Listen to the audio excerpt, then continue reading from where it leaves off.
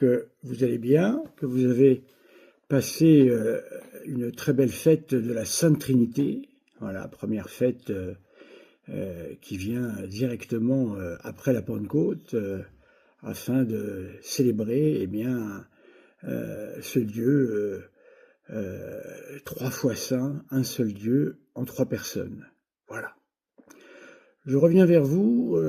J'avais dit que chaque fois qu'il y aurait des nouveautés concernant le cédévacantisme, que je suis de près, voilà, et pour information, les autorités qui sont les miennes sont tout à fait au courant, voilà, pour calmer le zèle de monsieur notre avocat parisien que nous aimons tant. Voilà, hein, c'est une petite boutade évidemment. Alors, je vais ici évidemment lui répondre, car il me prend à partie, je ne suis pas le seul, hein. Il y a Mathieu Lavagna, il est assez grand pour répondre, l'abbé Raffray, assez grand pour répondre, l'abbé Guy Pagès, voilà, bref. Moi je vais répondre parce que cela semble important, de ne pas laisser les auditeurs de ce brillant avocat. Il est très brillant, mais quand on l'écoute avec calme, on se rend compte de là où se situent eh bien, les points où il quitte le texte pour une interprétation personnelle. Ou alors, carrément, nous conduit dans l'erreur, tel un magicien, justement, sait faire passer dans un texte des termes qui n'y sont pas, ou alors de fausses analogies de proportion, voilà, qui ne sont pas du tout proportionnées. Un exemple, dans cette vidéo que M. Abosi a fait, toujours pareil, dans un terme ignoble, appelant le Saint-Père par son nom de famille, il appelle tout le monde par son nom de famille, de toute façon, voilà. Et donc, M. Abosi, hein, pour ne pas le nommer, malheureusement, il fait tellement de dégâts qu'il faut en parler, assis sur sa table de radio Athéna, voilà, eh bien, enseigne l'Église tout entière. Voilà, il enseigne l'Église, il enseigne le pape, il enseigne les évêques, alors que, faut-il le rappeler, ce monsieur est un laïc. Voilà, pour le moment, voici longtemps que je demande quels sont les titres que ce monsieur possède. A-t-il fait des études? A-t-il des diplômes en théologie catholique? Voilà, a-t-il quelque chose? Je ne sais pas pour le moment. Hein. Donc, nous sommes curieux d'entendre qu'est-ce qui donne autorité à ce monsieur pour pouvoir, eh bien, commenter commenter les textes des papes, commenter le magistère, etc., etc. Voilà.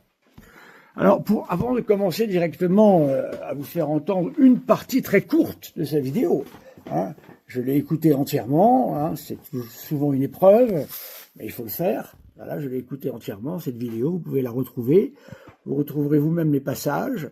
Il y a un passage où il dit que, alors nous sommes dans la question du schisme avec les orthodoxes, l'Église grecque orthodoxe, c'est la question du filioque, question complexe. Il nous cite partiellement l'abbé d'Arras et son histoire de l'Église. Il y a fort heureusement des écrits plus récents et qui ne sont pas nécessairement d'après le Concile Vatican II, voyez-vous, pour aller dans son sens à lui. Hein. Voilà, il y a des écrits, il y a Flich et Martin en particulier. Alors vous savez que la science historique demande d'avoir des sources récentes, les plus récentes possibles. Sinon, bien évidemment, ce n'est plus une science. Si on reste figé au XIXe siècle, ça ne va pas. Alors, je veux montrer à monsieur Abosi un petit cours de méthode. Hein. Alors, si l'abbé d'Arras vous plaît tant, citez-le. Mais par contre, il vous faut obligatoirement, pour être juste, citer les livres plus récents. Et encore, il y en a de plus récents que ça. Ici, voilà ce que M. Abosi devrait lire et citer. C'est l'histoire de l'Église, voyez-vous, de Flich et Martin. Voilà, ici nous avons le volume qui intéresse M. Abosi, 888-1057, l'Église au pouvoir des laïcs. Et ensuite, le numéro 8, la réforme grégorienne et la reconquête chrétienne, 1057-1123.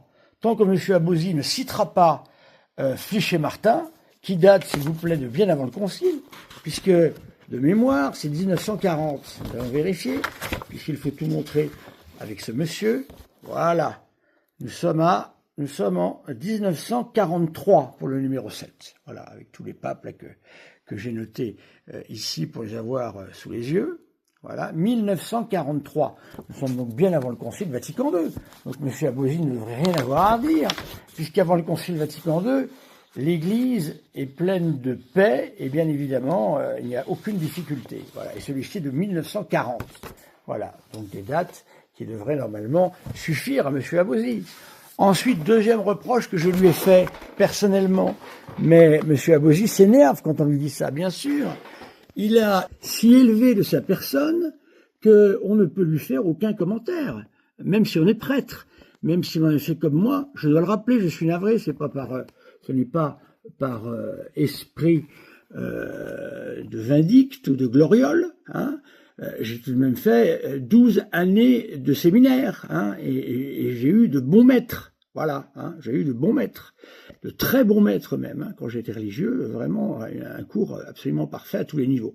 Donc j'ai eu le temps d'étudier ce que M. Abosi n'a pas eu. M. Abosi a eu le temps d'étudier le droit très certainement, mais il n'a pas eu le temps de lire Flichet-Martin, il n'a pas eu le temps de lire l'édition encore plus moderne qui existe sur l'histoire, non pas de l'Église, mais l'histoire du christianisme. Voilà, il n'a pas eu le temps de lire tout ça, c'est pas possible. Ça demande énormément de temps. Moi, j'ai passé mon séminaire à lire, et relire encore. Et c'est pour ça qu'aujourd'hui, j'ai quand même une bonne culture doctrinale et livresque. Deuxième reproche donc, que j'ai fait à M. Abosi, mais il ne veut rien entendre. Voilà, M. Abosi nous dit « l'Église dit infailliblement que ». C'est pas comme ça que ça marche, M. Abosi, je suis navré. Je vous renvoie à Detzinger. Voilà. Renicelium symbolorum et deficianem et declarationem. Voilà. Ici, vous avez les déclarations d'Église. Ici, j'ai pris une version qui va plaire à M. Abosi. Pourquoi? Parce que c'est une version qui date, alors c'est pas celle-ci, mais j'en ai une autre, ne bougeons pas. Vous voyez, j'ai tout ce qu'il faut, M. Abosi, moi. Tout ce qu'il faut. Je peux vous dire que ma bibliothèque, je ne sais pas si vous avez l'équivalent. J'aimerais voir. Voilà. Nous allons prendre une autre édition, voyez-vous. Ça, c'était l'édition numéro 36, qui inclut le Concile Vatican II. Et là, sous les yeux, j'ai l'édition 34, d'avant le Concile Vatican II. Voilà. Que M. Abosi devrait faire sienne, normalement. Je me propose même de lui envoyer, si on veut, je peux lui envoyer ces documents-là, si ça l'intéresse. Voilà. Eh bien, on ne peut pas n'importe comment citer le magistère et les papes. Il faut passer par le Detzinger. C'est comme ça. Hein. C'est l'Église qui commente l'Église. C'est pas M. Abosi qui commente ce que M. Abosi veut commenter. Voilà. Vous avez un tableau très bien fait, voilà, avec tous les documents qui nous intéressent, ce qu'il faut retenir, et le commentaire qu'en fait l'Église même. Voilà. Donc, M. Abosi, tant que vous ne serez pas équipé du Detzinger pour faire vos citations, vous ne serez pas crédible. Tant que vous ne serez pas équipé des livres les plus récents, c'est-à-dire 1940, c'est dire si c'est récent, hein, voilà, l'histoire de l'Église de Flichet-Martin, tant que vous serez avec des documents qui ont été très bien à leur époque, je ne dis pas le contraire, mais ce sont des documents déclassés pour un historien de l'Église. Aucun historien sérieux de l'Église aujourd'hui n'utilise l'abbé d'Arras. Rohrbacher à la rigueur, car Rohrbacher est très intéressant, car il fait un travail très pointu. Voilà, et on peut récupérer des choses chez Rohrbacher, mais certainement pas l'abbé d'Arras, hein, ni Monseigneur Gaume, Monsieur Abosi. Voilà. Vous voyez que déjà, dans la méthode même, Monsieur Abosi n'est pas à la page. Je suis désolé. Voilà. Alors, il répondra ce qu'il veut. Peu importe. Moi, je parle ici pour ceux qui sont victimes de sa propagande. Parce que les victimes de sa propagande, au jour du jugement, je les plains. Voilà. Je rappelle, hors de l'Église, point de salut. Je l'ai répété je ne sais combien de fois. Je rappelle qu'il est de foi divine qu'il y ait toujours un évêque sur le trône de Saint-Pierre. Voilà. Je l'ai dit, je l'ai rappelé. Pour le moment, M. Abosi n'a pas répondu à cela. Alors, si M. Abosi veut être sérieux, il doit consulter et posséder soit les 3 volumes du cardinal Billot en français ou en latin. Le latin est meilleur, bien évidemment. Voilà. de son histoire de l'Église. Ici, nous avons la constitution intime de l'Église. Ou bien, si M. Abozy veut être plus moderne, car n'oublions pas que ce texte du cardinal Billot doit dater de 1915, je crois, quelque chose comme ça. Voilà, bref, bien avant le Concile Vatican II. Ou si M. Abozy veut être plus moderne, eh bien, il doit absolument acquérir le traité d'ecclésiologie du cardinal Journet. Voilà. Je vous rappelle également que M. Abozy a une manie désastreuse, c'est qu'il cite des documents et il ne donne pas les numéros de référence. Donc j'ai passé un peu de temps, pas beaucoup, à aller chercher les références du document qu'il cite. Et ça, c'est problématique. Donc M. Abozy, ici, il ne s'agit pas de polémique de personne, il s'agit simplement de méthode. Donc n'allez pas chercher des histoires là-dessus. Parlez-nous de méthodes. Quelles sont vos méthodes? D'où tenez-vous vos méthodes? Moi, j'ai eu des maîtres pour m'enseigner tout ça, des professeurs. Voilà, j'étais assis sur une table avec d'autres scolastiques et nous avons entendu la leçon donnée par des maîtres. Et vous, monsieur Abozy, quels sont vos maîtres? Merci de nous le préciser. Alors, je vais, avant de faire une deuxième partie, pour que celle-ci ne soit pas trop longue, je vais rappeler quelque chose à monsieur Abozy. Pour le moment, je n'ai pas de réponse. Nous sommes dans le tome numéro 2 du cardinal Billot, dans la troisième partie de la thèse 25, voilà, que je vous montre, que vous ayez sous les yeux, parce que messieurs, je vous en prie, messieurs, mesdames, qui vous le suivez, monsieur Abozy, allez voir ce que dit le cardinal Billot, pas le père Horowitz. Il me cite sans arrêt, mais moi, je ne suis rien là-dedans. Je ne suis que le perroquet du cardinal Billot. Je ne suis que le perroquet du magistère. Je ne suis que le perroquet de Léon XIV. Parce que moi, je suis catholique et je sais qu'il faut un pape sur le siège de Pierre, comme le savait très bien le père Guérard des Lauriers. C'est pour ça qu'il a constitué sa thèse du matérialitaire et du formalitaire quant à la manière de considérer le pape. Voilà. Nous sommes au numéro 824. Je cite. Saint-Pierre est la pierre sur laquelle est bâtie l'Église, le portier du royaume et le pasteur universel, dans la mesure où il doit demeurer jusqu'à la fin des siècles dans la personne de ses successeurs, dans la personne de ses successeurs. Lorsque M. Abozy traite de manière ignoble, moi qu'on m'appelle par mon nom de famille, bon, je suis prêtre, c'est une négation de mon sacerdoce. Je suis qu'un petit prêtre, simple et pauvre prêtre. Mais là, il s'agit du pape. Il s'agit de celui que sainte Catherine de Sienne appelle notre doux Christ en terre. Voilà. Je pense, monsieur Abozy, que sainte Catherine de Sienne vous attend au jugement particulier de pied ferme. Voilà. Hein. Vous osez traiter le successeur de Saint-Pierre prévôt, hein, refusant de lui donner son titre de Léon XIV. Voilà. Alors donc, muni du cardinal Billot, antimoderniste connu, eh bien, je rappelle cette chose, je vais continuer. La vérité de cette conclusion, nous sommes au numéro 825, la vérité de cette conclusion s'impose premièrement, écoutez bien, en raison, et je peux vous dire que j'ai beaucoup travaillé tous ces textes, des paroles que notre Seigneur adresse à Saint Pierre dans l'évangile de Saint Jean au chapitre 21. En effet, comme le remarque Saint Robert Bellarmin, 88, voilà, Saint Robert Bellarmin, du Pontife romain, livre 2, chapitre 12. Je dois la voir quelque part. Alors, mais c'est pas nécessaire de la voir pour comprendre ce qu'il dit. Par nature, l'office du pasteur correspond à une fonction ordinaire et perpétuelle. Je répète, l'office du pasteur correspond à une fonction ordinaire et perpétuelle, car il doit durer tant qu'il y a un troupeau. Il n'y a plus de troupeau, monsieur Abozy. Il est donc nécessaire que Saint-Pierre demeure aussi jusque-là dans cet office de pasteur suprême. De plus, en disant « paix mes brebis », notre Seigneur confie à Saint-Pierre toutes ses brebis, comme nous l'avons expliqué plus haut, toutes non seulement selon le lieu, mais aussi selon le temps, puisque le Christ ne s'est pas moins intéressé à nous qu'aux hommes du passé. Or, Saint-Pierre ne devait pas toujours vivre ici-bas, ne devait-il pas toujours vivre ici-bas? C'est pourquoi, en adressant la parole à Saint-Pierre, notre Seigneur s'est adressé aussi à tous ses successeurs. Voilà. Un numéro extrêmement clair qui nous dit que il y aura des papes jusqu'au retour de notre Seigneur Jésus-Christ, jusqu'à ce qu'il y ait un troupeau. Or, M. Abosi nous dit que depuis Jean 23, il n'y a plus de pape. Depuis Pie XII, il n'y a plus de pape, pardonnez-moi. Donc, comment M. Abosi fait pour concilier ces propos qui sont des propos absolument blasphématoires? Voilà, ce sont des propos de condamnation de l'Église, de condamnation du ministère que notre Seigneur Jésus-Christ a lui-même constitué et institué tel qu'il devait l'être. Voilà, hein, c'est un sacrilège. Donc M. Abosi doit répondre là-dessus. Comment se fait-il que les théories d'Abosi sont contraires à ce qu'enseigne le cardinal Billot? Je vais faire une deuxième partie, mais déjà j'aimerais avoir réponse à ma première partie. Alors, M. Abosi, je vous en prie, ne vous en prenez pas à ma pauvre personne qui n'est rien. Prenez-vous-en au cardinal Billot, répondez au cardinal Billot, je vous en prie. Merci, M. Abosi. Je vais faire une deuxième partie. Voilà, je vais faire ma deuxième partie sur la question du commentaire de M. Abosi sur la lettre du Saint-Père, In Unitate Fidei.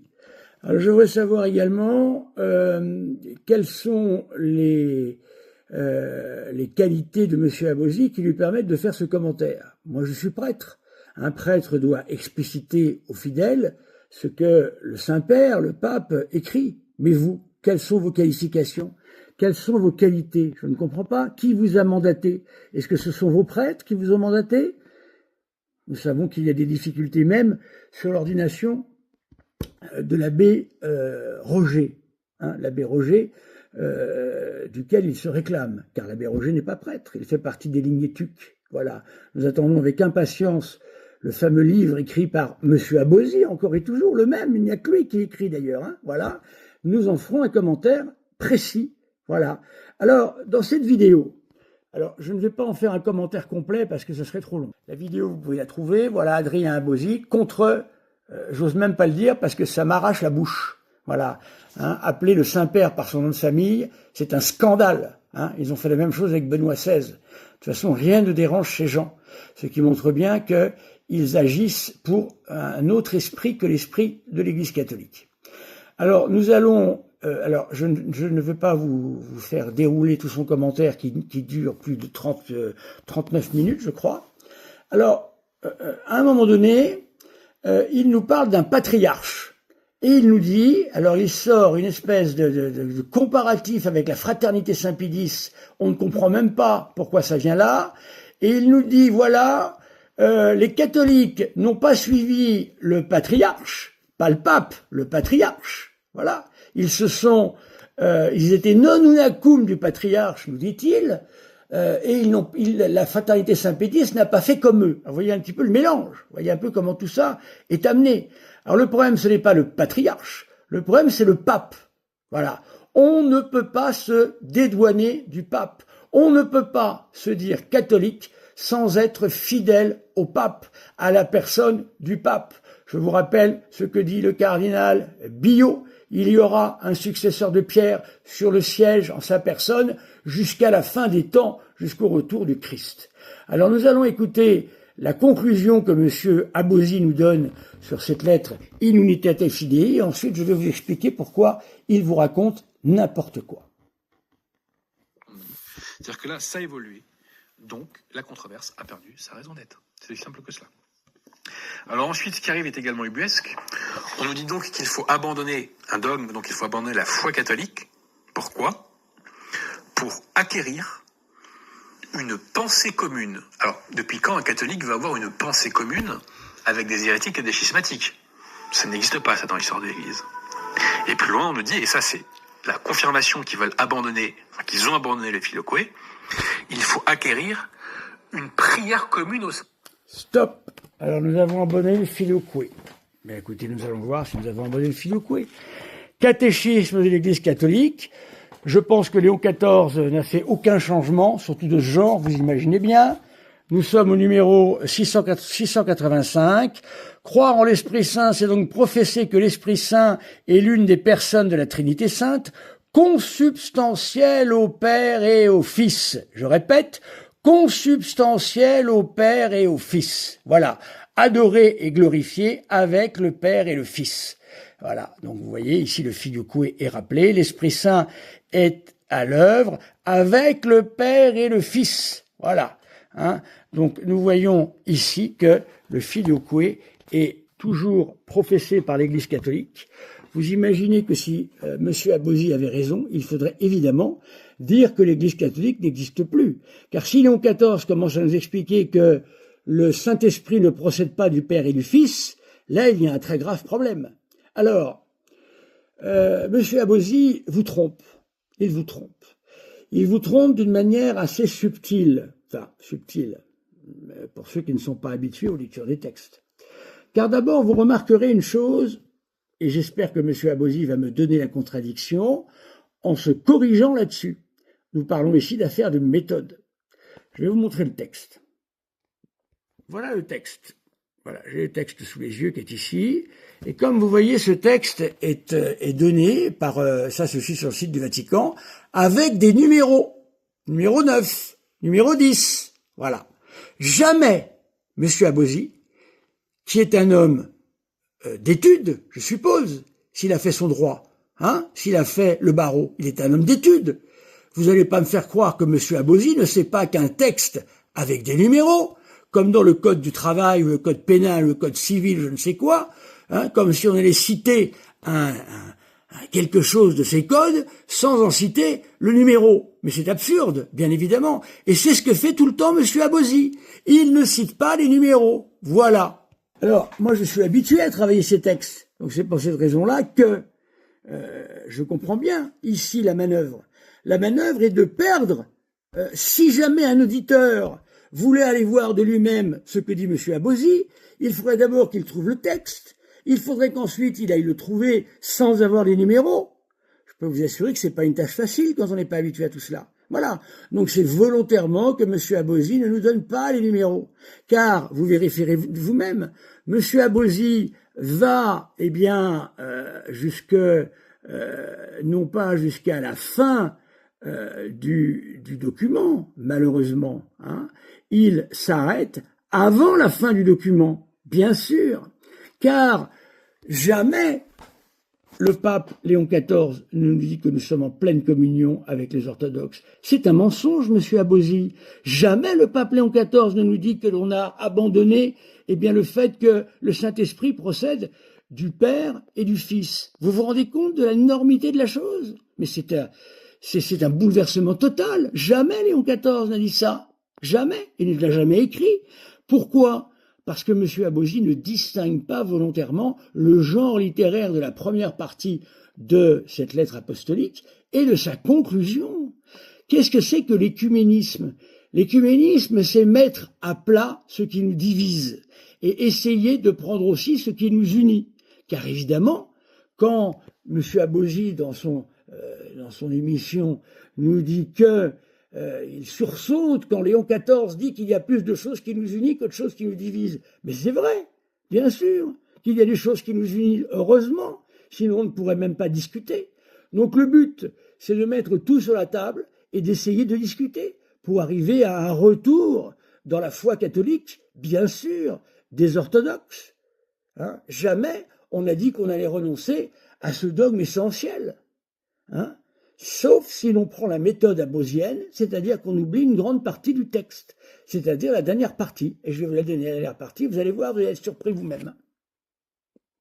Mais déjà, pour arriver à tout ça, croyez bien qu'il faut être habitué à la lecture des textes. Je prends le dernier paragraphe. Écoutez bien. Cela ne signifie pas un œcuménisme de retour à l'état antérieur aux divisions, ni une reconnaissance mutuelle du statu quo actuel, de la diversité des églises et des communautés ecclésiales, mais plutôt un œcuménisme tourné vers l'avenir. Un œcuménisme tourné vers l'avenir.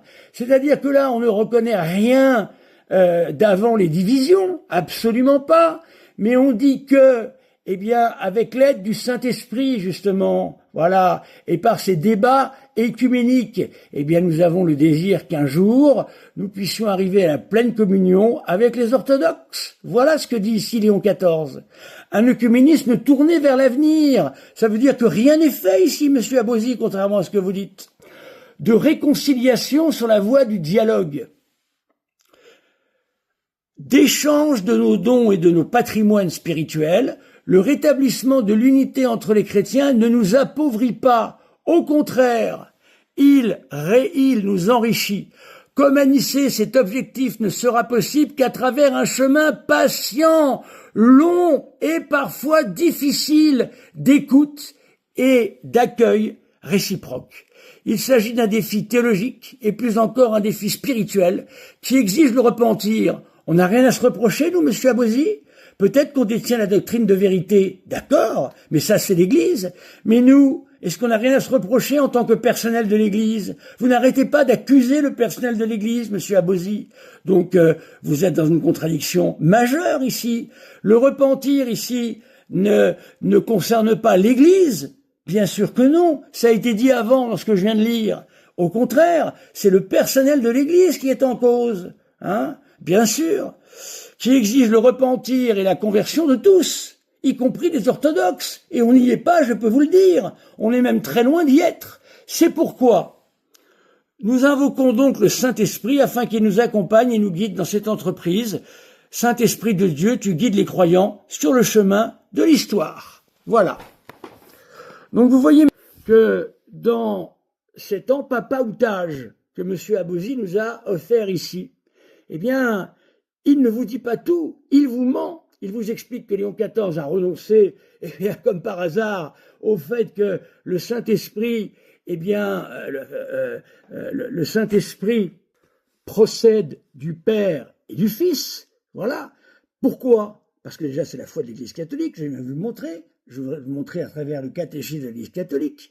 Je vous rappelle que le Père engendre le Fils, le Père engendre le Saint-Esprit, et le Fils est engendré par le Père, et le Saint-Esprit est engendré par le Père et le Fils. Si l'on ne tient pas ça fortement, monsieur Abosi, comme l'Église le sait depuis des siècles, hein, elle n'a pas besoin de le redire ici. Nous sommes ici après des siècles de discussion. C'est ça que vous oubliez de dire, monsieur Abosi. Eh bien, à ce moment-là, nous ne pouvons plus distinguer le Fils du Saint-Esprit, car nous pouvons distinguer les personnes par le fait qu'elles, justement, de leur engendrement. Voilà, hein, encore une fois, je viens de montrer que le Père et le Fils engendrent le Saint-Esprit, et le Fils est engendré par le Père. Voilà, et donc c'est ce qui distingue, entre autres choses, le Saint-Esprit du Fils. Voilà. Donc vous comprenez bien qu'ici, la démarche de Léon XIV, avant toute chose, c'est de, en tant que pasteur de l'Église, en tant que successeur de Saint-Pierre, ne vous en déplaise. Je suis le cardinal Billot ici. Vous êtes supérieur au cardinal Billot, monsieur Abosi? Moi, je me fais tout petit devant le cardinal Billot. Mais vous, pour qui vous prenez-vous? Mais c'est incroyable tout ça. Je comprends pas. Là, c'est une enflure au sens du grand siècle, bien évidemment, hein, c'est-à-dire se faire la grenouille qui se fait plus grosse que le bœuf. C'est dans ce sens-là qu'il faut l'entendre, hein, bien sûr, pas au sens vulgaire, bien évidemment. Léon XIV, lettre apostolique qui nous est vidéo, à l'occasion du 1700e anniversaire du concile de Nicée. Que nous dit le pape? Le pape nous dit, ben voilà où nous en sommes aujourd'hui. Voilà. Mais il serait peut-être bien de pouvoir entrer dans une démarche qui nous permettrait d'aboutir à une réconciliation entre nous. Ça fait tellement, 1700 ans que nous y sommes. Voilà. Donc tout simplement, le pape Léon XIV nous montre les divergences que nous avons et que nous avons toujours, mais il nous dit que nous avons en commun un certain nombre de choses. Vous le niez, monsieur Abosi? Eh bien, démontrez-le. Et il nous dit que par un chemin qui sera difficile, dur et long, peut-être qu'un jour nous arriverons à la communion. Voilà. Donc vous voyez comment M. Abosi, n'ayant peur ni du blasphème, ni du sacrilège, ni d'insulter l'Église, d'insulter le successeur de Saint-Pierre, comme d'ailleurs les 7 derniers successeurs de Saint-Pierre depuis Pie XII, n'ayant crainte d'aucun châtiment, il se présentera au jugement particulier en nous expliquant qu'il n'y a plus de pape, en nous expliquant qu'il n'y a plus d'église catholique, celle fondée par notre Seigneur Jésus-Christ, qui nous assure par ses propos dans l'évangile de Saint Jean, tel que je vous l'ai lu chez Saint Robert Bellarmin, eh bien qu'il y aura toujours un successeur de Saint Pierre sur le siège. Monsieur Abozy n'est pas d'accord avec Robert Bellarmin, il n'est pas d'accord avec le cardinal Billot, c'est bien dommage, car il n'est pas d'accord avec la Sainte Église catholique. Voilà mes amis, c'est ma deuxième partie, j'en reste là. Si monsieur Abozy me répond sur les arguments, j'en tiendrai compte.